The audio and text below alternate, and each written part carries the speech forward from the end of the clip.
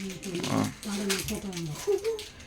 நம்ம பார்க்க போறது என்னன்னா 5th ஸ்டாண்டர்ட் தமிழ்ல வரக்கூடிய இந்த செய்யுளை தான் பார்க்க போறோம். செய்யுள் என்ன கொடுத்துருக்காங்கன்னா, அடக்கம் அறிவிலார் உடையார் என்றெண்ணி கடக்க கருதவும் வேண்டாம், மடை தலையில் ஓடுமீன் ஓட உருமீன் வருமளவு வாடி இருக்குமாம் கொக்கு.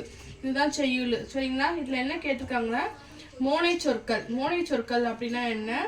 முதல் எழுத்து ஃபர்ஸ்ட் எழுத்து ஒரே மாதிரி வர்றது தான் என்னது? மோனை சொற்கள். இந்த செய்யுள்ள எது மோனை சொற்கள்னு கண்டுபிடிங்க பார்ப்போம். ஒரே மாதிரி இருக்கணும் ஃபர்ஸ்ட் லெட்டர்.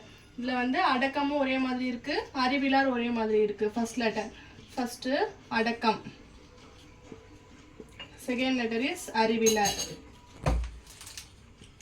அது ரெண்டுத்துலயும் ஃபர்ஸ்ட் லெட்டர் ஒரே மாதிரி இருக்கா, இதுதான் மோனை சொற்கள். அடுத்த லெட்டர்ஸ்ல பாருங்க, கடக்கவும் இருக்கு கருதவும் இருக்கு. அதுலயும் ஃபர்ஸ்ட் லெட்டர் வந்து கா, கருதவும்.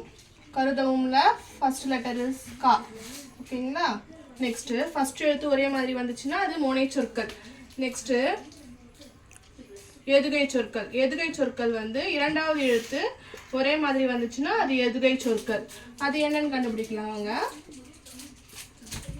இதுல எதுகை சொற்கள் எது ரெண்டு ஒரே மாதிரி இருக்கு? அடக்கம் கடக்க.